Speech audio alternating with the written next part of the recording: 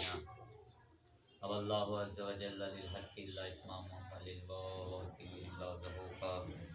الصلاة والسلام على أشرف الأنبياء والمرسلين حبيب إله العالمين سيدنا ومولانا أبي القاسم اللهم صل على محمد وآل محمد وآله الطيبين الطاهرين المعصومين المظلومين ولعنة الدائمة على أعدائهم إلى قيام يوم الدين. أما بعد فقد قال الله تبارك وتعالى عز اسمه في محكم كتابه ومتقن خطابه وقوله الحق. بسم الله الرحمن الرحيم. إن الله يأمركم أن تعدوا الأمانة إلى أهلها وإذا حكمتم بين الناس أن تحكموا بالعدل إن الله نعم ما يعظكم به إن الله كان سميعا بصيرا. صلى الله اللهم صل على محمد وآل محمد. خداوند متعال کا بے حد احسان اور لطف ہے کہ اس نے ایک دفعہ پھر سے ہمیں یہ عظیم ایام عنایت کیے کہ جن ایام کی برکت سے تمام تشیع کے سال بھر کی روزی کی ضمانت سیدہ لیتے. خوش نصیب ہیں ہم کہ ایسی ملت سے تعلق ہے ہمارا کہ جو ملت اگر یکجا ہو جائے کسی جگہ تو اس ملت کی انفرادی کوئی شناخت نہیں، کوئی پہچان نہیں. وہ ملت کہ جو جمع ہو جائے تو عند اللہ و عند الملائکہ ان کی شناخت کا محور اور مرکز ابا عبداللہ الحسین سبحان جسے زیارت عاشورہ میں آپ تلاوت کرتے ہیں. خدایا میری دعا یہ ہے اللہم اجعلنی عندک وجیہا بالحسین علیہ السلام فی الدنیا والآخرہ. خدایا میری خوش نصیبی، میری خوش بختی کے لیے یہی کافی ہے کہ تو مجھے اپنے نزدیک شناخت کا محور اور مرکز میرے لیے حسین علیہ السلام کو کرا. کہ کوئی دیکھ کے کہے یہ حسینی ہے انفرادی، اور ہم اس شناخت پہ راضی ہیں کہ ہمارا تعلق خیمہ ابا عبداللہ الحسین سے. ہم اسی شناخت پہ راضی. ہم اپنی کسی انفرادی خصوصیات پہ، کسی انفرادی حیثیت پہ، کسی انفرادی ذات پہ خوش نہیں ہے. ہمیں تعلق ہونے پہ، متعلق ہونے پہ ابا عبداللہ الحسین سے ہمیں ناز ہے. اس رشتے پہ ہم جان دینے کے لیے کیونکہ یہ عظیم سعادت ابا عبداللہ الحسین نے ہمیں بخشی کہ قیامت تک ہماری شناخت کا محور اور مرکز خود ابا عبداللہ الحسین. تو ابا عبداللہ الحسین نے جس دین مبین کو بچایا اس سنہری اصول اور قوانین کے ماتحت تھا. ابا عبداللہ الحسین نے جو قیام کیا کس لیے تھا، کیوں تھا؟ اس سنہری پرنسپلز جو تھے، وہ جو سنہری اصول تھے، جو اسلام کے قوانین تھے، ان میں بگاڑ پیدا کرنے کی کوشش کی گئی، ان اصولوں کو توڑنے کی کوشش کی گئی، ان الہی اور فطری اصولوں کو انحراف کا شکار بنانے کی کوشش کی گئی. تو امام حسین علیہ السلام نے قیام کیا. امام حسین علیہ السلام جس دین کو لے کے چلے ہیں اور آج تک جو دین اپنی اصل صورت میں، اصل شکل و اپنی اصل حیت میں باقی اور برقرار ہے، وہ دین کی ابتدا کہاں سے ہوتی؟ آیا عام الفیل سے چلنے والا وہ سال اور سرکار دو عالم صلی اللہ علیہ وآلہ وسلم کی ولادت بسعادت سے دین کی ابتدا ہوئی، یا نہ تخلیق آدم سے دین مبین اسلام چل رہا ہے؟ تخلیق آدم سے بھی قبل کچھ تھا یا نہیں تھا؟ تو اللہ نے تو کہا جب لفظ تھا نہیں تھا تو اس وقت بھی میرا وجود تھا. تو دین تو تخلیق آدم سے پہلے بھی تھا. فرشتوں کی تقدیس تخلیق آدم سے بھی قبل تھی. فرشتوں کی تعلیم تخلیق آدم سے بھی پہلے تھی، ہزاروں برس کے پہلے. یعنی یہ دین چلتا آ رہا ہے. آیا اس دین کے جو اصول ہیں، جو پرنسپل ہے، جو قوانین ہیں، یہ بدلے یا نہیں؟ وہی رہے جو فطرت کے اصول تھے، وہ قانون، وہ ضابطہ اخلاق، وہ بدلے؟ آئین الہی میں، دستور پروردگار میں کیا تبدیلی ہوئی یا وہی رہے؟ ہر نبی نے آ کے اسی دین، اسی فطرت کے اصولوں پہ عمل کیا اور اسی کو دین کو بچاتے بچاتے آخر الزمان تک لے آئے. پیغمبر اکرم صلی اللہ علیہ وآلہ وسلم کے زمانے میں اللہم صلی علی محمد و آل محمد. الہی فطرت کا یہ اصولوں کا جو دین تھا اپنی پیک پہ پہنچا، اور سرکار نے فرما دیا دین کا اگر خلاصہ کروں نا میں تو کل کا کل دین خود میں محمد ہوں، میرا وجود ہی دین ہے، خود میں قانون ہوں، مجھے دیکھو گے میں فطرت کا اصول ہوں، میرے ذریعے سے دین ہے، میں نہیں تو کچھ بھی نہیں. اگر سرکار نہ ہو تو کیا دین میں کچھ رہ جائے گا؟ کچھ بھی نہیں رہ جاتا، تمام جگرے ختم ہو جائیں گے. اگر آپ سرکار علیہ الصلوۃ والسلام کی ذات مقدس و بابرکت پہ متفق ہو جائیں، لیکن مسلمان نہیں ہوتے. کیوں نہیں ہوتے؟ انہیں پتہ ہے کہ اگر ہم سرکار کی زندگی پہ متفق ہو گئے تو ان سنہری اصول، ان پرنسپلز کو ہمیں فالو کرنا پڑے گا جو سرکار نے کہا ہے، سرکار کے مطابق ہمیں زندگی گزارنی پڑے گی. ہم یہی تو کہہ رہے ہیں تمام مسلمان متفق ہو جائیں، متحد ہو جائیں نبی مکرم ذات برحق پہ، ان کی ذات مقدس پہ متفق ہو جائیں. سرکار نے جیسا دین ہمارے لیے دیا ہے اسے فالو کریں، اسی کو مانیں. لیکن دین ہم رکھتے کہاں ہیں؟ شدت پسندی کے لیے. ہم نے سرکار کو رکھا ہے، بس گستاخی ہو گئی. کسی نے سرکار دو عالم علیہ الصلوۃ والسلام کا نام لکھا ہوا اسٹیکر بانٹ دیا، زندہ جلا دو اسے. لیکن سرکار دو عالم کے بتائے ہوئے اخلاق، خود جو اندر تیرے شیطانت ہے وہ اپلائی کرنے پہ اگر سرکار کی سیرت ہے وہ نہیں کرنی. سرکار نے فرمایا کہ میرے اخلاق کے ذریعے سے تم با اخلاق بنو. کیا سرکار نے اس لیے اخلاق اپنایا تھا کہ سرکار کو معاذ اللہ من ذالک کوئی ضرورت تھی؟ تو تشیع کا تو عقیدہ ہی ہے کہ سرکار کیا ہے؟ ابد ازل سے معصوم ہے، معصوم ہے. ہمارے ہاں عقیدہ ہے نبی بھی معصوم اور نبی کا وصی بھی معصوم، نبی بھی معصوم، نبی کا جانشین بھی معصوم. نبی جس نشست پر براجمان ہو جائے اس کے بعد آنے والا اسی نشست پہ وہ بھی معصوم. ہمارے ہاں یہ معیار ہے، ہم اس معیار کو توڑ نہیں سکتے. تو یہ وجہ کیا بنی؟ سرکار علیہ الصلوۃ والسلام نے اس دین کو بتایا کہ مجھے بھیجا کیوں گیا. وہی دین تھا، وہی اصول، وہی قوانین، وہی پرنسپل، بھیجا کیوں گیا؟ انما البعثت لاتمم مکارم الاخلاق. سرکار فرماتے مجھے بھیجا اس لیے گیا ہے میں اخلاق کو پروان چڑھاؤں. سبحان اللہ، ماشاءاللہ. اخلاق کو پروان چڑھاؤں، بد اخلاقی کو دنیا سے ختم کرو. آواز بلند نہ ہو میرے ماننے والے لوگ. ہم تو یہاں پہ ثابت کروانے کے چکروں میں رہتے ہیں نا کون صادق اور امین ہے. مسلمان کو ثابت کر رہا ہے کہ یہ صادق اور امین ہے یا نہیں. کافروں نے گواہی دی ہے مکے میں کہ سرکار صادق بھی ہیں اور امین بھی ہیں، گواہی ہے. آج حالت یہ مسلمانوں کی کافروں سے ڈکٹیشنز بھی لے رہے ہیں اور کافروں سے کلیئرنس کی چٹ بھی لے رہے ہیں کہ ہم صادق اور امین ہیں یا نہیں. کافر ہی کہہ رہے ہیں کہ آپ صادق اور امین نہیں ہیں. کیوں نہیں ہیں؟ اس کی وجہ یہ ہے کہ آپ نے سرکار کی سیرت کو اپنائی. سرکار نے فرمایا تھا جو معلم ہے، جو تعلیم دینے والا ہے، استاد ٹیچر ہے، اس کا ادب اور احترام اسی طرح سے کرو جس طرح سے تم اپنے باپ کا احترام کرتے. کسی جگہ پہ حکم نہیں ہے کہ آپ کسی کے احترام میں اٹھے ماں سوائے یہ کہ آپ کا والد اگر کمرے میں داخل ہو یا استاد آ جائے. آپ جس بھی کام میں مشغول ہیں کام چھوڑ دیں اور اس کے استقبال کے لیے اپنی جگہ سے بلند ہو جائیں. سرکار نے فرمایا تھا نا، اسلام کا اصول تھا.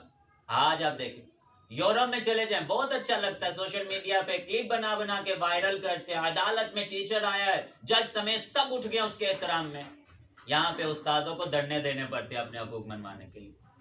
پھر اسلامی جمہوریہ ہے، پاکستان ہے، ہم مسلمان ہیں. ہم کس آئین اور قانون کے مطابق کس کو فالو کر رہے ہیں؟ قرآن کو. ایام فاطمیہ میں کسی منصف تک جانا ہے نا، ہم نے ایام فاطمیہ کے ذریعے سے ہم نے ثابت کرنا ہے نا انصاف. اسلام نے کیا کہا تھا؟ اصول جو دیے، قانون بنانے کا اختیار. جو قانون اسلام میں ہے کس نے بنائے؟ بندوں نے بنائے، بشر نے بنائے. یا خدا نے بنائے؟ قانون الہی فطرت کے مطابق اللہ نے بنائے. قانون کا ماخذ کیا ہے؟ کہاں سے قانون لیتے ہیں؟ قانون یہ حسن اور یہ سعادت فقط اور فقط مکتب اہل بیت علیہم السلام میں ہے کہ آپ کے مکتب میں ہر مرحلے کے لیے ابواب ہیں احادیث کے. فقط اسی لفظ عدالت پہ اور لفظ عدل پہ کتب اربعہ تشیع کی 4 مین کتابوں میں ابواب باندھے ہیں. تمام ائمہ نے بتایا کہ عدل کس طرح سے کرنا، فیصلہ کس طرح سے کرنا، حکم صادر کس طرح سے کرنا، اور زیب کسے دیتا ہے، کسے زیب دیتا ہے. اب ماخوذ کیا ہے قانون کے، اس طرف میں بعد میں آتا ہوں کہ کسے زیب دیتا ہے. مولا امیر المومنین علی ابن ابی طالب علیہ السلام اللہم صلی علی محمد وآل محمد. آقا ارشاد فرماتے، دیکھو، اور کہا تھا ایک قاضی کو، کتاب ہے ہماری کتب اربعہ میں سے ایک کتاب ہے من لا یحضر الفقیہ. شیخ صدوق نے اس میں مولا امیر المومنین کی اس حدیث کو درج کیا باب عدالت میں. فرماتے ہیں مولا امیر المومنین نے قاضی شریح کو دیکھا، اور قاضی شریح کو دیکھ کے منصب قضاوت پہ، اور قاضی شریح چیف جسٹس بنا ہوا، علی موجود ہیں، اور چیف جسٹس کون ہے؟ قاضی شریح. امیر المومنین نے دیکھا اور دیکھ کے سرکار نے فرمایا، قاضی شریح تو اس منصب پہ بیٹھا ہوا ہے کہ جس منصب پہ یا تو نبی بیٹھے گا یا نبی کا وصی بیٹھے گا. اگر یہ دونوں نہیں ہے تو اس منصب پہ جو بیٹھے گا وہ شقی ہے. کیوں؟ کیونکہ فیصلہ کرنے کا اصل حق ہی منصب امامت میں امام کو ہے. امام صحیح فیصلہ کرے گا، امام کا حق سلب کر کے. چیف جسٹس تجھے کس نے پتا ہے حق کس کے ساتھ ہے؟ تو فیصلہ کیسے کرے گا؟ تو مجھے یہ بتا. آقا فرماتے ماخوذ قانون کتنے ہیں؟ بتاتا تو وہ جس کے پاس علم ہوتا. باب العلم، جس سے کوئی سوال کر دے اس کی مجال کے کوئی جواب دے سکے. کہا بتا مجھے ماخوذ قانون کتنے؟ کہ یا امیر المومنین قسم ہے مجھے اس رب اکبر کی جس کے قبضہ قدرت میں میری جان ہے، مجھے نہیں پتا، نہیں پتا. کہا منصب قضاوت پہ آگے بیٹھا اور تجھے یہ نہیں پتا ماخوذ قوانین ہے کتنے اور کون سے ہیں؟ آقا فرماتے 4 ماخوذ ہیں جہاں سے آپ نے قانون لینا ہے. پہلا ماخوذ قرآن. آپ کا ہر حکم، آپ کا ہر فیصلہ قرآن کے مطابق ہونا چاہیے. قرآن کے مطابق. ہم مسجدوں میں، محراب میں، جمعے کے خطبوں میں ظاہر دین پہ بہت فوکس کرتے ہیں. بھائی نہ محرم کو نہ دیکھو، نہ محرم کی طرف نگاہ نہ کرو، نماز کی لذت ختم ہو جائے گی. بھائی نہ محرم کی طرف نہ دیکھنے سے، نہ آرام میں لذت پڑنے سے الہی لذتیں ختم ہو جائے گی، روحانی لذتیں ختم ہو جائے گی، امام زمان سے تعلق ختم ہو جائے گا. ٹھیک ہے اپنی جگہ پہ، لیکن باطن کے لیے جو نہ محرم کی طرف دیکھتے ہو، قانون بنانے کے لیے جو نہ محرم کی طرف دیکھتے ہو. اسلامی جمہوریہ پاکستان ہے لیکن لا سارا برٹش کیا ہے. کیوں امریکہ کی طرف دیکھتے ہو؟ کیوں اسرائیل کی طرف دیکھتے ہو؟ کیوں قرآن کی طرف نہیں دیکھتے؟ کیوں آپ قانون وضع نہیں کرتے؟ کیا قرآن میں صلاحیت نہیں ہے ایسی کہ ایسا اجرا کر سکے قوانین کا، اسلامی حدود جاری کر سکے؟ اسلام نے کہا تھا کس قدر خوبصورت. یورپ کی طرف دیکھ کے ہم متاثر ہو جاتے ہیں، کیا امن ہے. تو یہ امن تو قرآن نے سکھایا. حق نہیں ہے اگر کسی کی کوئی چیز پڑی ہے تو 1 سال تک اگر آپ نے اٹھا لی، آپ نے قبضے میں لے لی، 1 سال تک حکم شریعت کا ڈھونڈے اسے، ڈھونڈے. آج کا جوان متاثر ہوتا ہے سوشل میڈیا پہ دیکھے، یورپ میں دیکھے کافر ہے، مانگ رہا ہے، ڈالرز پڑے ہوئے ہیں اس کے آگے، لیکن وہ اٹھا نہیں رہا. اور کوئی اٹھانے آتا ہے تو اسے منع کرتا ہے، نہیں فلاں کوئی بھول گیا، جب تک وہ آتا نہیں میں یہیں بیٹھا ہوں اسے دینے کے لیے. تو اسلام کے قانون سے ان کو دیکھ کے متاثر ہو جاتے، خود عمل کیوں نہیں کرتے؟ عمل سے خود عمل نہیں کرتے. تو پہلا ماخوذ قانون قرآن ہے. دوسرا ماخوذ قانون حدیث رسول ہے، حدیث پیغمبر ہے. تیسرا ماخوذ قانون جہاں سے قانون لینا ہے، یہ اصول لینا ہے، فطری اصول لینا ہے، الہی اصول لینا ہے، وہ عین فطرت ہے. عقل انسانی کیا کہتی ہے؟ کسی نے ریڑھی لگا لی، اب اس ریڑھی پہ بغیر اجازت کے میں اس کے مال کو چکھنے کی نیت سے 2-4 درجن کھا سکتا ہوں کہ نہیں؟ چکھنے کے لیے اسلام کیا کہتا ہے؟ نہیں. اب یہ قرآن میں تو نہیں ہے نا ریڑھی کا ذکر، حدیث میں بھی نہیں ملے گا ٹھیلے کا ذکر. کہاں سے آپ نے کہا نہیں؟ فطرت میں. آپ کے اندر پیغمبر باطن ہے جس نے کہا نہیں یہ چیز غلط ہے، یہ رائٹ ہے، ایک انسان کا رائٹ ہے، یہی اس کی حفاظت ہونی چاہیے. ایک دفعہ مسجد جاتے ہوئے وہ ٹھیلے پہ بیچارہ، وہ پٹھان طبقہ بیچارہ، محکوم طبقہ، ریڑھی والے پہ وہ گزرتے اس کے اٹھا کے کھائی جا رہے ہیں، چنے کھائی جا رہے ہیں، مکئی کھائی جا رہے ہیں. تو کہا بھائی رک جاؤ، کیوں کر رہے ہو اس طرح؟ جائز نہیں ہے، ایک دانے کا بھی حساب دینا ہے. اس کی اجازت، وہ رضامند ہی نہیں ہے، وہ بیچارہ اپنی لکڑیاں لے کے پیچھے بھاگتا مارنے کے لیے. کیوں اس طرح اسے نقصان پہنچا رہے؟ اسلام اجازت نہیں دیتا. اسلام کے قوانین تھے، یہ پرنسپلز تھے، ان کو فالو کرنا تھا. فطرت، قرآن کے بعد سنت، سنت نہیں ہے تو فطرت، فطرت کے بعد عقل انسانی کیا کہتی ہے. یہ قانون کے ماخذ، قانون لینا تھا عقل کے مطابق. اور عقل بھی وہ کہ جو عقول ہو، صاحب عقل ہو. یہ نہ ہو کہ گواہوں کو جھٹلا دیا جائے واضح طور پہ. اور آج کل گواہ بھی مل جاتے ہیں. ایک کہہ رہا تھا، آپ جیسا کوئی مومن بتا رہا تھا، آغا آپ کہاں کی باتیں کر رہے ہیں؟ ہم مارس پہ نہیں رہتے، آپ پاکستان کی بات کریں. اب ہم اس معاشرے میں رہتے ہیں کہ ایک ڈبی سگریٹ پہ ہم نے گواہیاں دلوا لی. کہاں سے باتیں، کیا کون سی باتیں کر رہے ہیں؟ قوانین ہیں، اسلام کے قوانین ہیں. اور پھر ہم مسلمان ہیں. خاتم النبیین کی گواہی کب دیتے ہیں؟ جب ہم نے کسی منصب پہ آنا ہو، اوپر کے منصب پہ آنا ہو تو خاتم النبیین ہمیں یاد ہیں. پرسنل لائف میں کوئی پوچھ لے خاتم النبیین، پتہ ہی نہیں. خاتم النبیین کی سیرت پہ عمل کس قدر زیادہ ہونا چاہیے. یہ جو قرآن کی آیت، اور یہ آیت لب لباب ہے خطبہ فدقیہ کا.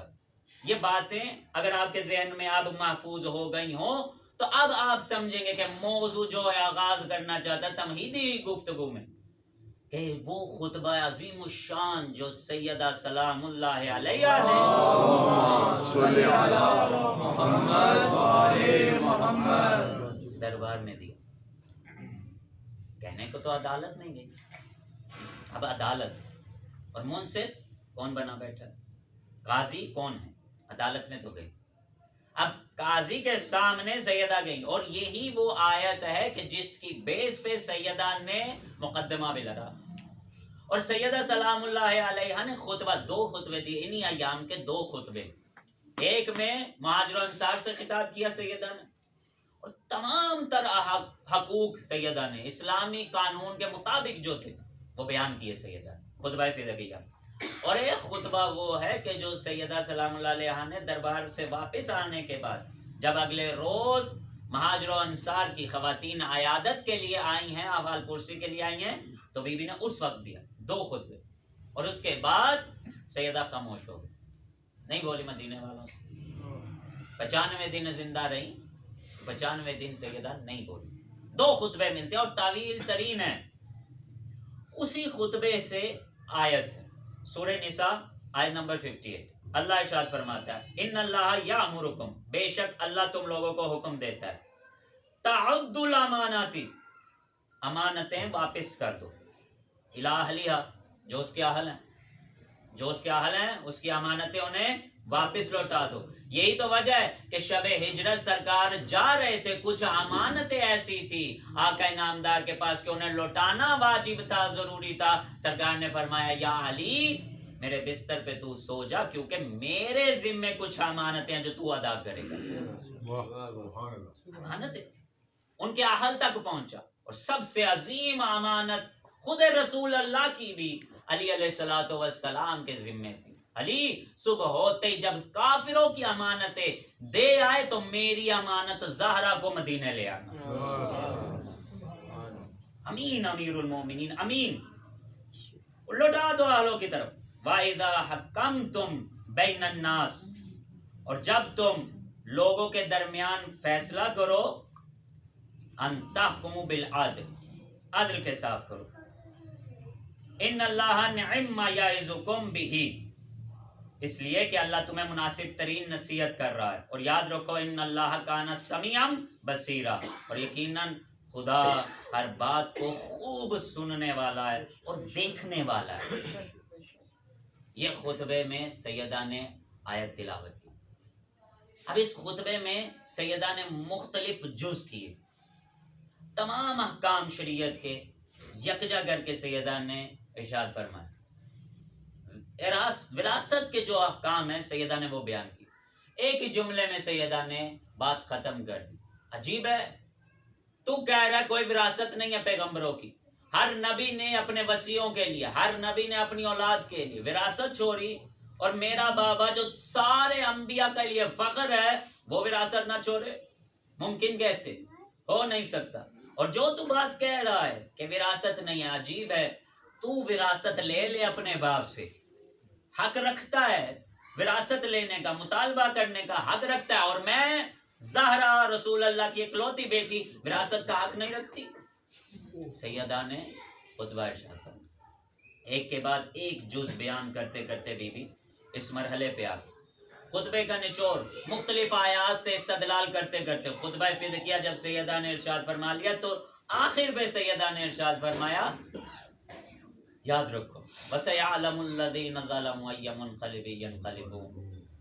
یاد رکھو تم نے جتنا ظلم ڈھانا تھا تم نے ڈھا لیا. اب جو بات ہے وہ یاد رکھو، تم نے جو کرنا تھا کر لیا، ہم جو کر رہے ہیں وہ کر رہے ہیں. یاد رکھنا ہم بھی منتظر ہیں، تم بھی منتظر ہو.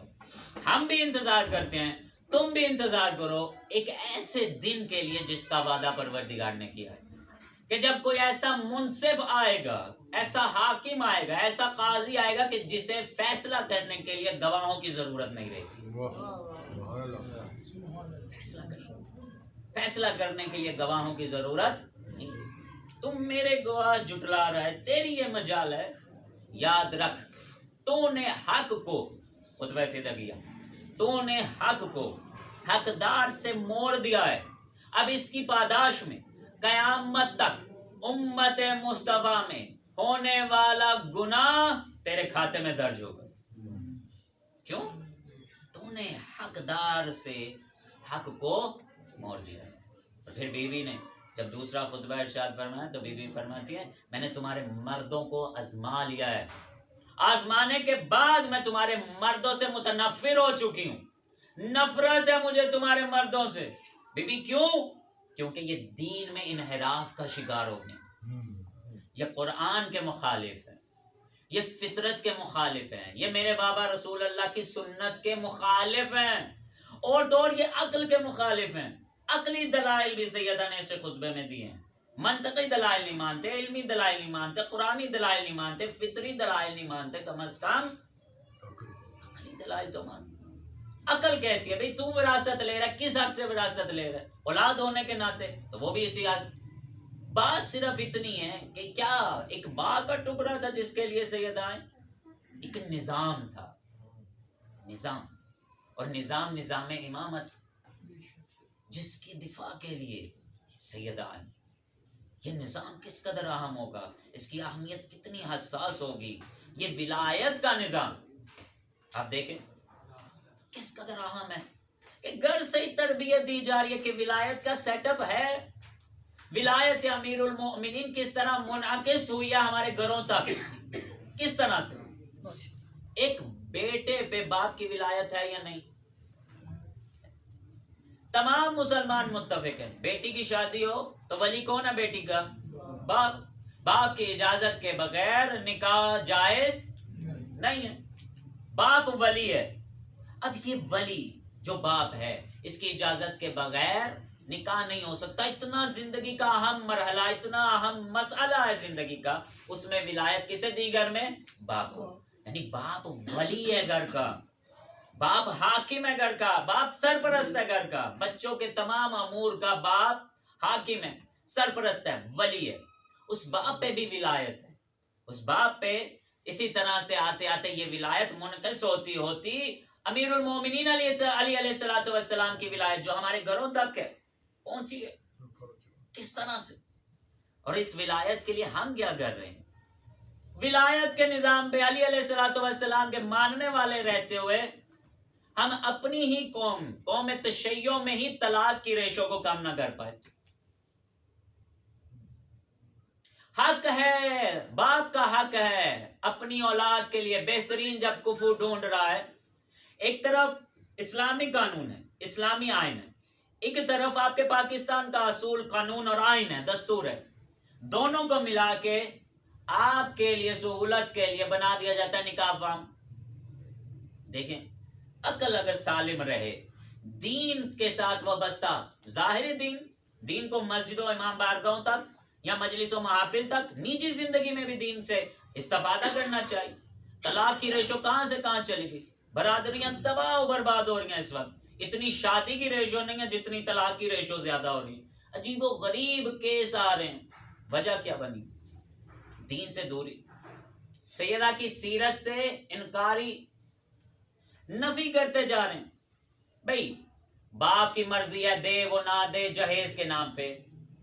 بھئی اچھا کسی نے سلوگن نکالا تھا، جہیز دینا دو، اپنی مرضی ہے، لیکن جہیز کے ساتھ وراثت بھی دو. اسی وراثت کے جھگڑے کے لیے تو سیدہ گھر سے نکل کے دربار میں آئی، اور تو ہی ہے بیٹی کو وراثت نہیں دے رہا. وراثت ہے، بیٹی کا حق وراثت ہے، ارث دینا ہوگا، جہیز نہیں ہے. سیدہ کی سیرت سے کیا لیا؟ سیدہ سلام اللہ علیہا کے عقد کی شرائط جب طے ہو گئی تو رسول اللہ نے کیا کہا؟ مولا امیر المومنین کو بلا کے، یا علی سیدہ کے مہر کی رقم ادا کریں. واجب ہے مہر کی رقم ادا کرنا، لیکن ہم کیا بلنڈر کرتے ہیں یہاں پہ؟ معجل ہو غیر معجل. معجل تو دستی دے دیا، خلاصی ہو گئی، غیر معجل بھول ہی جائیں اسے. کیا بلنڈر، غلط ہے. کہیں دین میں ایسا نہیں. جب طلاق ہو جائے گی نا، طلاق کے مطالبے پہ یا طلاق کے بعد دیا جائے گا. کہاں ہے؟ کس نے کہا؟ ایسا نہیں ہے. اندت طلب لفظ لکھتے ہیں بس، اندت طلب، جب بھی طلب کرے. وہ بیچاری ساری زندگی قبر کی دیواروں تک لگ جاتی ہے، طلب ہی نہیں کرتی، اسے پتہ ہی نہیں ہے. اور کس قدر اہم ہے مہر کی رقم. اگر یہ معاف، ایک تو ہے معاف کروانا اور ایک ہے معاف کرنا. اگر معاف کروا لیا یہ بھی بلنڈر ہے. معاف کر دیا گیا ہے تو ٹھیک، اگر معاف نہیں ہوا تو سرکار دو عالم علیہ الصلوۃ والسلام ارشاد اللہم صلی علی محمد جنت جاتے جاتے یہ مخلوق جو آپ کے گھروں میں موجود ہے، جنت جاتے جاتے آپ کے گریبان کو پکڑ سکتی ہے. حاجی صاحب جاتے جاتے میرا مہر کی رقم ادا کر. آپ نے ادا نہیں کی، حساب کرنا. ابھی میں یہاں نہیں چلتا، یہاں پہ تو نہ قائد والا نوٹ چلتا ہے نہ ڈالر چلتے ہیں. یہاں پہ کیا چلاؤں میں؟ درم و دینار بھی نہیں ہے. اب کیا دوں؟ اپنی نیکیوں میں سے ٹرانسفر کرو، نیکیاں دو، اپنے درجات کمی کرو. اس میں جنت ہے، معمولی تو نہیں. تیرے درجات میں کمی ہوگی، میرے درجات میں اضافہ ہو جائے گا. مہر کس قدر اہم. لیکن ہماری بیٹیوں کو معلوم ہے ان کے رائٹس کیا، حقوق ہیں ہماری بیٹیوں کے، انہیں پتہ ہے. یہ نکاح فارم آپ دیکھیں اکثر طور پہ ہم بچا سکتے ہیں طلاق کی. ایک جگہ ہم بحث کر رہے تھے کہ آیا پاکستان کے قانون میں یہ اجازت ہے یا نہیں کہ نکاح فارم پہ جو شرائط لکھ دی گئی ہیں اسی کی بیس پہ زندگی بچ بھی سکتی ہے، برباد بھی ہو سکتی ہے. کیا چیلنج ہو سکتا ہے یا نہیں؟ قانونی طور پہ تو آپ قانون زیادہ میرے سے بہتر جانتے ہوں گے. قانونی طور پہ تو چیلنج ہو سکتے ہیں. نکاح فارم کی جو شرائط ہیں وہ چیلنج ہو سکتے ہیں اور انہیں پہ کیس بھی ہو جاتے ہیں، مہر کے لیے بھی، خرچے کے لیے بھی، اور تمام معاملات کے لیے بھی. دین کیا کہتا ہے؟ آیا 15 پہلے خانے پر ہونے کے بعد وکیلوں کے شرائط، یہ وہ سارے شناختی کارڈ لکھ جانے کے بعد 25 سے 30 نمبر کے خانے جو ابتدا ہوتی ہے 28 کل 29 خانوں میں سے جن پہ ہم جلدی جلدی کراس کرتے ہیں، کیا وہ فل اپ کرنے سے کوئی زندگی میں بہتری آ سکتی ہے یا نہیں؟ جہاں لکھا جاتا ہے جی دیگر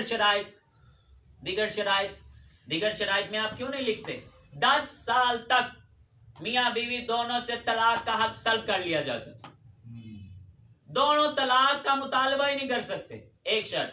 جی دوسری شرط یہ کہ شوہر 2 ماہ سے زیادہ اپنے باپ کے گھر رکھنے کا مجاز نہیں ہے خاتون کو، مسئلہ جتنا مرضی بگڑ چکا ہو. 8 9 ماہ 3 4 سال کے کیس ایسے ہیں کہ باپ کے گھر میں ہیں اور واپس نہیں آ رہی. شیعہ ہیں، سیدہ کے ماننے والے ہیں، غم سیدہ میں رونے والے ہیں، لیکن کسی کی بیٹی کو گھر لا کے واپس بھیج دیا ہو۔ پھر جہیز کا مطالبہ، جہیز میں شرعی طور پہ دیکھا جائے، قانونی طور پہ بھی دونوں کو ذہن میں رکھنا ہے۔ کیا ایک مرد عورت کی لائی ہوئی چیز کا مالک بنتا ہے یا نہیں؟ قانون بھی کہتا ہے کہ مالک نہیں، اسی لیے تو طلاق کی بات ہوتے ہی سب سے پہلا مطالبہ کیا ہوتا ہے؟ سامان کو لو، واپس کریں، وہ ٹرک جو بھر بھر کے بھیجے ہیں واپس کریں۔ کیوں؟ مالک نہیں ہے تو۔ ساری زندگی مرد اسی کا بستر، اسی کا بیڈ، اسی کے برتن، اسی کو کھا کھا کے اسی پہ روب جماؤ، اسی پہ حاکم بناؤ۔ اسلام کیا کہہ رہا ہے؟ اسلام حفاظت دے رہا ہے، بچاؤ اپنی زندگیوں کو۔ اس طلاق کی لعنت جو عرش الہی کو ہلا رہی ہے، بچاؤ اس کو۔ سرکار دو عالم نے علی علیہ السلام کو بلایا، کہا یا علی مہر کی رقم ادا کر۔ کہا یا رسول اللہ آپ ہی کا تو کھاتا ہوں، آپ ہی کا دیا ہوا گھر ہے، یہ گورا ہے، یہ زرہ اور یہ تلوار۔ کہا یا علی گھر ضرورت ہے، گورا جنگوں میں جانے کی ضرورت پڑتی رہتی ہے، باقی سب کی تو ماشاءاللہ سے دوڑ تیز ہے، آپ کو سواری کی ضرورت رہتی ہے، آپ نے آخری صفوں تک جانا ہوتا ہے، آپ سواری رکھیں، تلوار آپ کی شان ہے، زرہ کی آپ کو ضرورت نہیں، لہٰذا زرہ کو فروخت کر دے، بیچ دے۔ امیر المومنین اٹھے اور زرہ کو فروخت کر دی، بیچ دی زرہ۔ 480 درہم میں امیر المومنین کی زرہ فروخت ہوئی۔ زرہ فروخت ہوئی، علی علیہ السلام نے 480 درہم لیے اور رسول اللہ کے پاس آئے، کہا آقا یہ ہے۔ آقا علیہ السلام نے علی کے مال سے امور خانہ داری جو چلانے کے لیے اشیاء خورد و نوش مہیا کی، علی کے مال کی تھی، اسی لیے علی مالک تھے اس مال کے۔ سبحان واہ اللہ، واہ سبحان اللہ سبحان اللہ۔ علی مالک تھے، علی مالک تھے۔ اور سیدہ سلام اللہ علیہا نے ساری زندگی علی کی چیزیں استعمال کی ہیں، واہ سبحان اللہ۔ علی کی چیزیں استعمال۔ یہی وجہ کہ سیدہ سلام اللہ علیہا سے جب امیر المؤمنین علی علیہ السلام ان ایام میں آئے، کہا سیدہ ساری زندگی کوئی فرمائش ہی نہیں کی، میں علی چاہتا ہوں کہ کوئی فرمائش کروں۔ کہا میرے بابا نے منع کیا، میرے بابا نے منع کیا تھا، شوہر سے کوئی ایسا مطالبہ نہیں کرنا کہ جو شوہر پورا نہ کر سکے۔ یا علی میری کوئی طلب ہی نہیں ہے، میں ہمیشہ آپ کے لیے یہ دعا کرتی تھی، پروردگارہ علی کو میری طلب پورا کرنے کے لیے میرے مانگنے سے پہلے قائل فرما، کہ یہاں میرے لب پہ آئے تو علی پورا کرے، نہ میری سوچ میں آئے علی پورا کر دے۔ یا علی تیرے ساتھ زندگی کرتے کرتے 9 سال بیت گئے، مجھے کبھی ایسی طلب ہی نہیں ہوئی کہ میں ڈیمانڈ کروں آپ سے۔ یہ مطالبات، یہ نکاح نامہ۔ اب سیدہ سلام اللہ علیہا علی علیہ السلام کے مال کو استعمال کرتی رہی۔ ہمارے ہاں کیا ہے، شیعوں میں کیا ہے، میں دوسروں کی بات کیا کروں، تو شیعوں میں کیا ہے، اسلامی مہر لکھ دیں، کہاں ہے، کس کتاب میں؟ 4 آپ کو کتابیں ہیں جو ائمہ کی احادیث پہ ملتی، ہزاروں احادیث ہیں، 6-6 7-7 ہزار حدیث ہے کہ کتاب میں اٹھائیں، مطالعہ کریں، نکال کے بتا دیں شرعی مہر کتنا ہے۔ اگر آپ 480 درہم کہتے ہیں، وہ تو علی علیہ السلام نے زرہ بیچی تھی جو اس وقت زرہ کی قیمت تھی، آپ کیا بیچیں گے جو مہر معین کریں گے؟ مہر حق ہے لڑکی کا، عورت کا۔ اسلام نے کس طرح سے حفاظت دیا عورت کو، کس طرح سے عزت دیا عورت کو، اسلام نے سربلند کیا عورت کو۔ اور جتنی تحریکیں عورت چلا رہی ہے دیگر ناموں کے ساتھ، اور مارچ بھی کیے چلے جا رہی ہے، نہیں جانتی اس کے اپنے حق کیا ہے۔ اسلام کو جانے بنا اسلام کی دشمن ہو گئی، اسلام کو جانے بنا۔ ہیومن رائٹس میں کہہ دیا جی بغیر پردے کے عورت جا سکتی ہے جہاں مرضی چاہے۔ ہیومن رائٹس میں بل پاس ہو گیا جی، کیا بل پاس ہوا ہے؟ ہم جنس پرستی کا بل پاس ہو گیا، مرضی ہے، بھیڑ بکریوں کی طرح جہاں جائیں، انسان ہونے کے ناطے اس کا حق ہے۔ کہاں کا رائٹ ہے؟ عقل کہتی ہے بابا یہ صحیح نہیں ہے۔ اسلام نے تمہارے لیے حدود رکھی تھی، اسلام نے تجھے عزت دی تھی، سربلندی دی تھی، پروٹوکول دیا تھا۔ آج دنیا پروٹوکول کے پیچھے، اسلام نے پروٹوکول دیا تھا۔ کتنا پروٹوکول؟ مہر ہے تو باپ پوچھے گا بیٹی سے کہ بیٹی میں نے تیرا اتنا مہر معین کر دیا ہے، تو راضی ہے اس پہ؟ بیٹی اگر کہے میں مہر پہ راضی نہیں ہوں، نکاح باطل ہے، باطل ہے۔ ہمارے ہاں برے صغیر میں بیٹی کو آ کے بتایا ہی اس وقت جاتا ہے جب وہ بیچاری نے صرف دستخط کرنے ہوتے ہیں، پوچھا ہی نہیں جاتا اس سے. رائٹ دینے ہوں گے، ہمیں حقوق بتانے ہوں گے جو اسلام نے دیے ہیں تاکہ قباحت سے بچیں، ورنہ کل آنے والی جنریشن آپ کے سامنے حالات، یہ مارچ میں شریک نہ ہو جائیں. ہمیں بتانا ہوگا انہیں کہ تیرے حقوق ہی ہیں، اسلام نے تجھے ایسی پروٹیکشن دی ہے، حفاظت دی ہے، بیر بکریوں کی طرح تجھے استعمال کوئی نہیں کر سکتا، تیری عزت ہے، سربلندی ہے، وقار ہے تیرے پاس اسلام میں. چلو اسلامی قوانین آپ کو سمجھ میں نہیں آتے، پاکستان کا قانون تو سمجھ میں آتا ہے، آئین تو سمجھ میں آتا ہے، وہ 4-5 پرتیں جو آپ کے نکاح فارم کی ملتی ہیں اسی کو صحیح سے فالو اپ کر لیں، اسی کو لکھ لیں تاکہ طلاق جیسی غلاظت سے ہم بچ سکیں. کس قدر مجروح ہوتا ہوگا قلب مطہر حضرت زہرا سلام اللہ علیہ.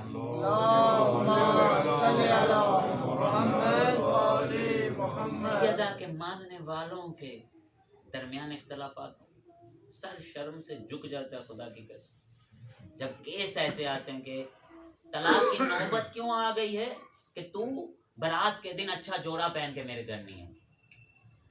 سیدہ سلام اللہ علیہ نکاح کے 19 دن بعد علی کے گھر میں جا رہی، سادہ سا جوڑا پہن کے علی کے گھر میں جا رہی.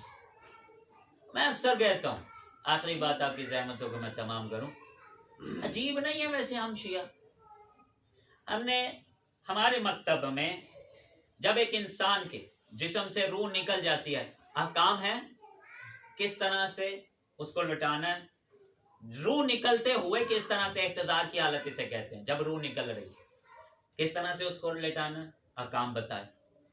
روح نکل گئی جسم سرد ہو گیا اس کے احکام بتائے.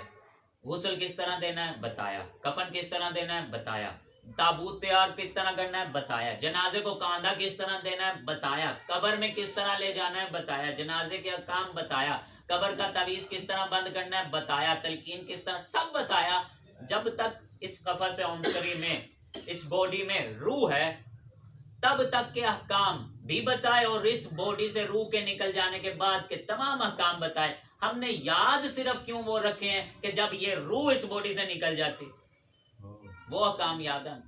ہمیں یہ بھی پتہ ہے کوئی اگر کسی گھر میں خدا نہ کردہ فوتگی ہو جاتی ہے تو وقت کا امام پرسہ دینے کے لیے آتا ہے. مستند ترین روایات میں موجود ہے کہ ائمہ اہل بیت علیہ السلام اپنے ماننے والوں کے جنازوں میں شریک ہوتے ہیں. امام علیہ السلام جنازہ پڑھتے ہیں. بعض مومنین کو ایسی سعادت بخشتے ہیں کہ قبر میں بھی مولا اتارتے ہیں، سب پلٹ جاتے ہیں، امام موجود رہتا ہے. مستند ہے، مانا ہوا ہے. امام علی رضا علیہ السلام کا واقعہ معروف ہے. میرے مولا کا واقعہ جب توس لے جایا جا رہا تھا میرے مولا کو، راستے میں مولا کو خبر ملی کہ فلاں شہر میں آپ کے ماننے والا انتقال کر گیا. مولا نے اپنی سواری کا رخ موڑا، مولا وہاں تشریف لائے. مولا نے فرمایا اس کے جنازے کو یوں تیار کرو. مولا نے اس پہ نماز جنازہ ادا کی اور اس کے بعد جنازہ اٹھا. مولا نے یہ جو آپ کاندھا دیتے ہیں نا مستحب طریقے سے، یہ امام رضا علیہ السلام کی سنت ہے، بتایا مولا نے اپنے ماننے والے کے جنازے میں شریک ہو کے کاندھا دیا. کس قدر خوش نصیب، کس قدر، یہاں تک تو ہضم ہو جاتی ہے. پھر مولا قبر کے دہانے پہ پہنچے. مولا علیہ السلام نے کہا سب قبر سے پیچھے ہٹ جو، اس مومن کو میں قبر میں اتاروں گا. تعویذ قبر امام رضا نے اپنے ہاتھوں سے بند کی ہے اس مومن. اور پھر مولا نے دعا کی اور مولا سے جب پوچھا کہ مولا آپ نے اسے اتنی عزت کیوں بخشی، اسے یہ فضیلت کیوں بخشی، اس کا تو مقام اتنا بلند آپ نے کیوں کر دیا؟ کہا یہ ہمارے انتظار میں تھا، یہ مر گیا ہمارے انتظار میں. اس کی تمنا یہ تھی کہ مولا کب امام رضا کے زمانے میں ہوں، ایک دفعہ بس میں اپنے مولا کو دیکھ. یہ زندگی میں دیکھ نہیں سکا، ہم مرنے کے بعد عہد وفا کرنے آتے. وہ امام جو مرنے کے بعد ہمارے ساتھ ساتھ آ سکتا ہے، زندگی میں نہیں آ سکتا. پھر کیا وجہ ہے کہ نہیں محسوس کرتے؟ اس کی وجہ یہ ہے کہ ہم نے رکھا ہی ایسا جنازوں کے لیے. خوشیوں میں کیوں ہماری کیوں ایسا روایت میں موجود ہے کہ دولہے کے ساتھ بھی وقت کا امام چل سکتا ہے، کیونکہ شادیاں ہوتی ایسی نہیں ہے کہ امام ساتھ چل سکے. کیوں نہیں ایسے ہوتا؟ جبکہ روایات میں موجود ہے دلہن اور دلہے کے لباس سے 60 ہزار فرشتے چمٹے ہوئے ہیں. فرشتے چمٹ سکتے ہیں، وقت کا امام نہیں آ سکتا. حدیث قصہ پہلے کر لیتے ہیں، مجلس پہلے کر لیتے ہیں، آئمہ کو بھی بلا لیتے ہیں، فرشتوں کو بھی بلا لیتے ہیں. اگلے دن جب رسمات، خود کی رسومات بنائی ہوئی شروع ہونی ہوتی ہیں، دروازے بند کر دیتے ہیں. امام بھی جائیں، فرشتے بھی جائیں، کیونکہ پھر تو ہماری اپنی خواہشات ہیں نا اس کے مطابق. میں اکثر کہتا ہوں شادیاں بھی اس طرح کرو، زندگی بھی اس طرح گزارو، کل امام کے آنے کے بعد بھی اس طرح کر سکو. کیا امام کے آنے کے بعد ہمارے بچوں کی شادیاں نہیں ہوں گی؟ کیا امام کے آنے کے بعد ہم نے زندگی نہیں گزارنی؟ ہر چیز چلتا رہے گا اسی طرح سے. تو پھر تبدیلی جب ہوگی نا تو مشکل ہوگا. تبدیلی آتے آتے آتی ہے اور بڑی مشکل سے آتی ہے، خون بہانا پڑتا ہے. اور امام نے بھی ذوالفقار لے کے آنا ہے. میرے جد نے قربانیاں 11 میرے جد شہید ہو گئے، تجھے ابھی تک یہی نہیں پتا چلا تو نے بیٹے کی شادی کس طرح کرنی.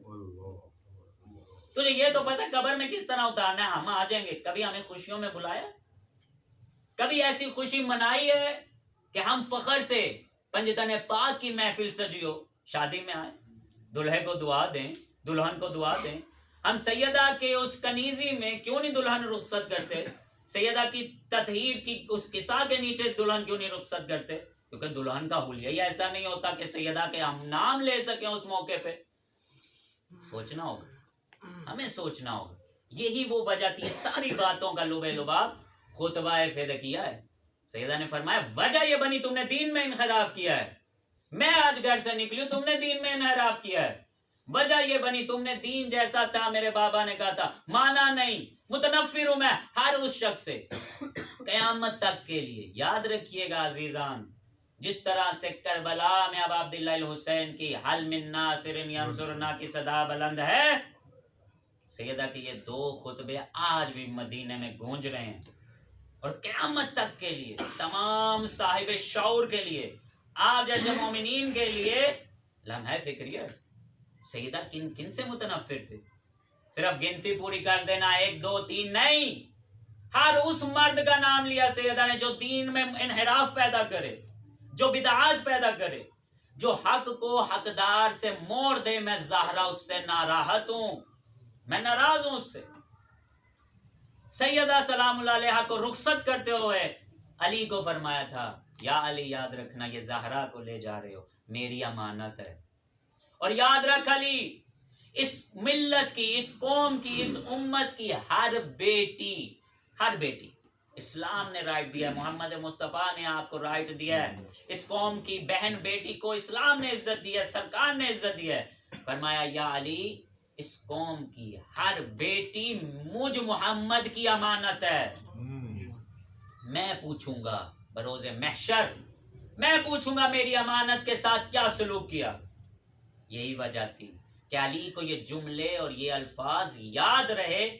آخر وقت ہے حضرت زہرا سلام اللہ علیہا، آخری وقت تمنا کی انہی ایام میں، چند واقعہ ان ایام کے تمنا کی حضرت زہرا یا امیر المومنین.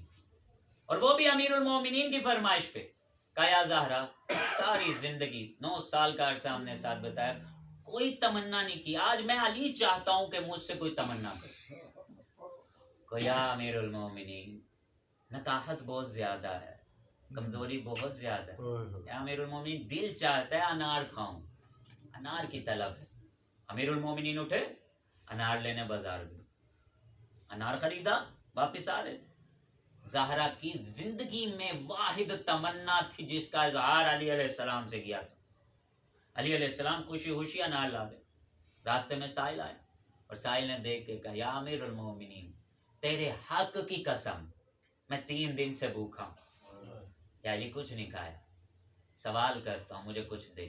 امیر المومنین نے وہ انار جو زہرا کی تمنا تھی دے دیا، خالی ہاتھ گھر آئے. سوال یہ پیدا ہوتا ہے وہ علی جو صاحب کن فیکون ہے، وہ علی جو مظہر کائنات ہے، وہ علی جو مظہر پروردگار، اسماء پروردگار کا جو مظہر علی، ایک انار دینے کے بعد ویسے ہی لوٹ آئے، بتانے کے لیے، دکھانے کے لیے، آزمائش کے لیے. علی لوٹے خالی ہاتھ. زہرا نے سوال نہیں کیا یا علی خالی ہاتھ کیوں آئے. زہرا نے آنکھوں میں دیکھا علی اور سمجھ گیا علی مطمئن ہے، کہا سیدہ آپ نے زندگی میرے سے تمنا کی تھی. کہا یا علی میں نے سوال نہیں کیا، تیرے حق کی قسم میں نے سوال نہیں کیا، میں پوچھنا بھی نہیں چاہتی کیا ہوا. کہا نہیں زہرا میں بتانا چاہتا ہوں، آپ کی تمنا تھی، میں راستے سے لا رہا تھا، سائل نے کہا تیرے حق کی قسم میں بھوکا ہوں، میں نے وہ انار دے دیا. سیدہ نے فرمایا یا علی اگر اس کی تمنا رد کر کے میرے پاس لے آتے، اپنے بابا کے حق کی قسم کھا کے کہتی ہوں میں زہرا خوش نہ ہوتی، زہرا خوش نہ ہوتی. وہ زہرا سلام اللہ علیہا جو گھر سے جب نکل رہی ہیں نکاحت کی وجہ سے، بابا سے تمنا کی تھی نا ایک کنیز کی، تو کنیز لینے کے لیے جب علی اور زہرا آئے تو رسول اللہ نے بیٹی کی طرف دیکھ کے کہا زہرا میں تجھے کنیز کے بدلے ایک ایسی چیز نہ دوں جو تیری جسمانی تھکاوٹ کے ساتھ روحانی تھکاوٹ بھی دور کر دے، یہ تیرے لیے خاص ہے زہرا، یہ تیرے لیے خاص تحفہ ہے. کہا بابا کیا؟ کہا زہرا اللہ نے جبرائیل کے ذریعے پیغام بھیجا ہے، یہ تسبیح تیرے لیے خاص ہے، قیامت تک کے لیے دنیا اسے تسبیح حضرت زہرا کے نام سے یاد کرے.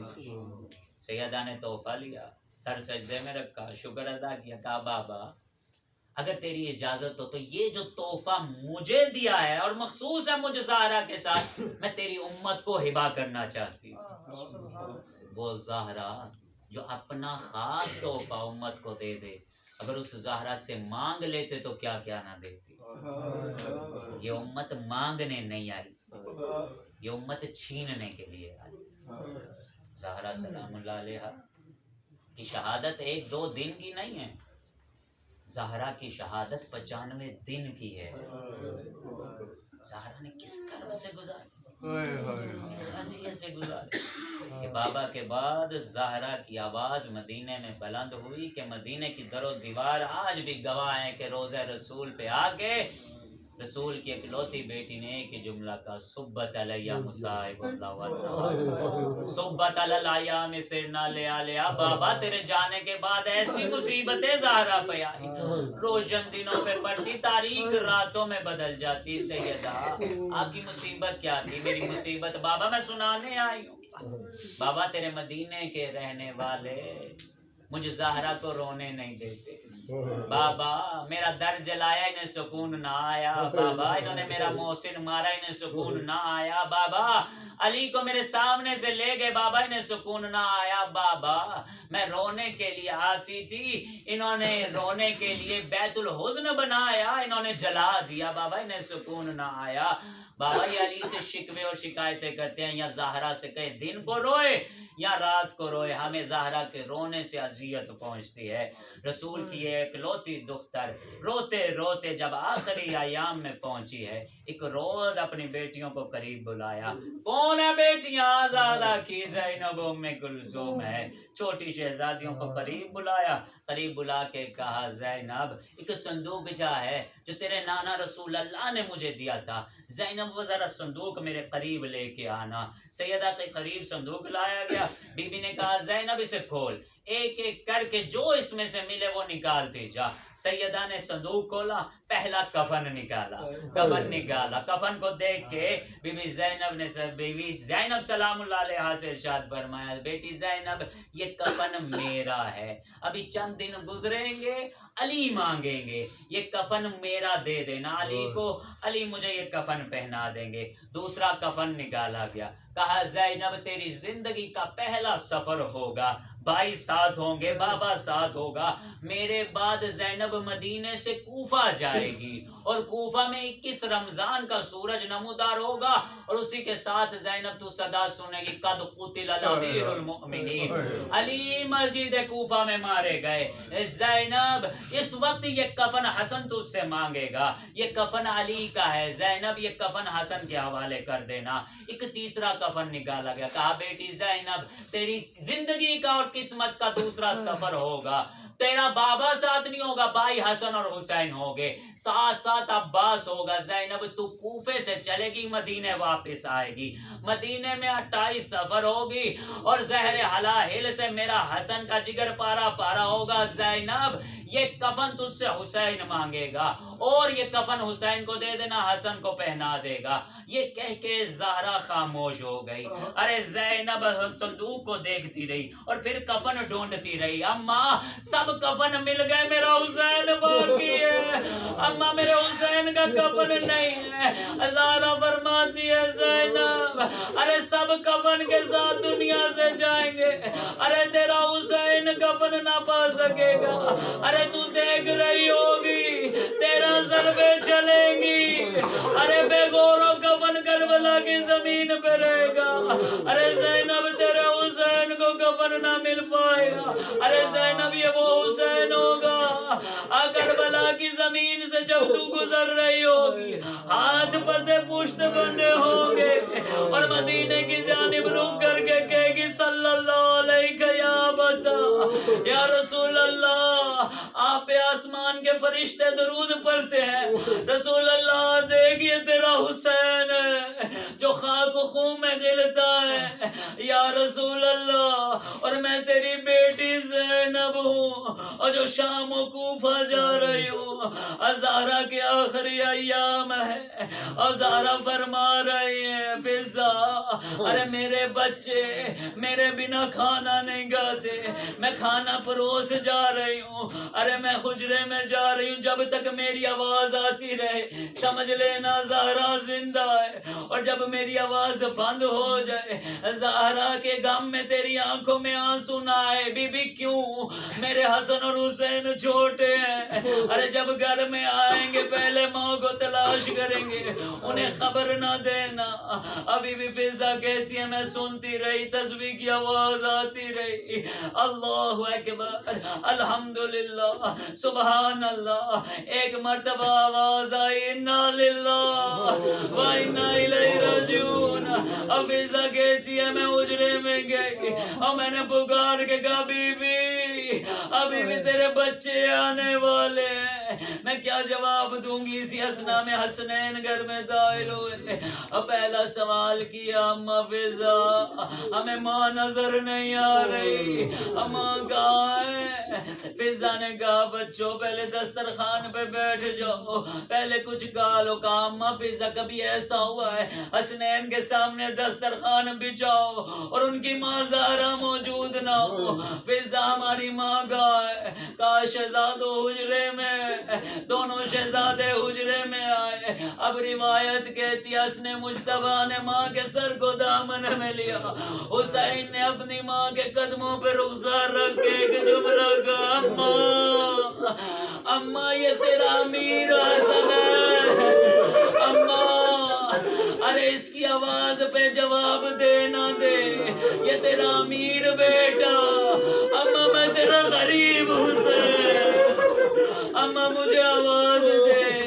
اماں تو جانتی ہے مجھے رات کو اٹھ اٹھ کے پیاس لگتی ہے, اماں مجھے پانی کی طلب رہتی ہے, اماں مجھے آواز دے. جب کوئی آواز نہ آئی علی گھر میں آئے, شفقت سے حسین کو جدا کیا. میں ایک جملہ کہوں یا ابا عبداللہ یہ ماں کا جنازہ تھا, آپ کو شفقت سے باپ نے جدا کیا. کربلا میں آپ کا جنازہ ہوگا, 4 سال کی بچی ہوگی, ہاتھ زلفوں میں ہوگا, رخساروں پہ تماچے.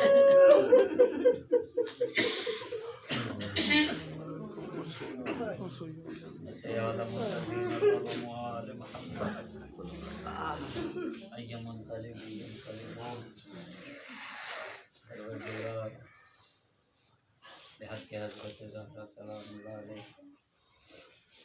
ہم سے اس عذاب کو اپنی بات ہم قبول و منظور فرما. پروردگار بحق حضرت زہرا کچھ ذکر کے صدقے میں تمام مومنین کی زندگی میں خیر و برکت و ترقی.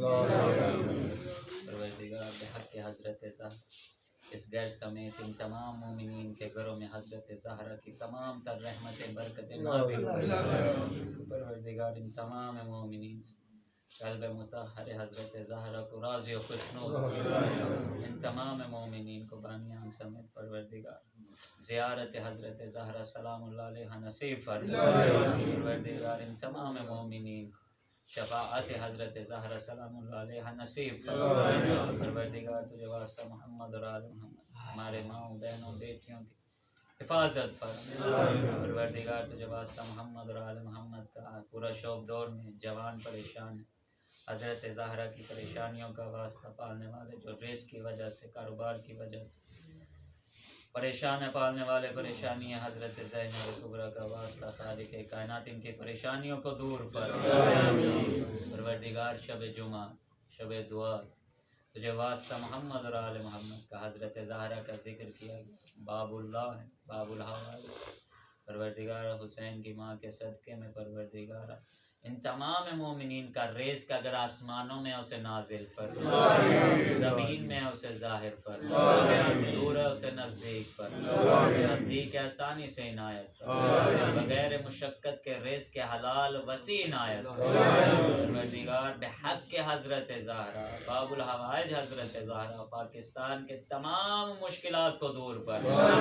پاکستان کے تمام داخلی و خارجی دشمنوں کو نیست و نابود پروردگارہ قوم تشیع کا دشمن جس بھی روپ میں جہاں بھی ہو خالق کائنات بحق کے حضرت زہرا قابل ہدایت نہیں ہے ان ایام کے صدقے میں نیست و نابود پروردگار اس قوم کے وہ جوان جو اسیر ہیں لاپتہ ہے بے گناہ پروردگار تجھے حضرت زہرا کی عظمتوں کا واسطہ جلد از جلد انہیں رہائی عنایت آنے والے تجھے واسطہ محمد اور آل محمد کا ان مومنین کی کوئی بھی حاجت جو دل میں لیے اس مجلس میں بیٹھے ہیں خالق کائنات ان کی تمام شرعی حوائج کو روا فرما پروردگار تجھے واسطہ محمد اور آل محمد اس جمع حاضر میں اور ان کے متعلقین میں اگر کوئی بیمار ہے شفاء کامل و عاجل عنایت پروردگار واسطہ محمد اور آل محمد موت برحق کے عاقبت بخیر فرما مرنے سے پہلے کربلا میں اب عبداللہ حسین کی زیارت نصیب ظہور امام الزمان میں تعجیل فرما ربنا تقبل منا انک انت السمیع العلیم آمین یا رب العالمین برحمتک یا ارحم الراحمین اپنے تمام مرحومین کے لیے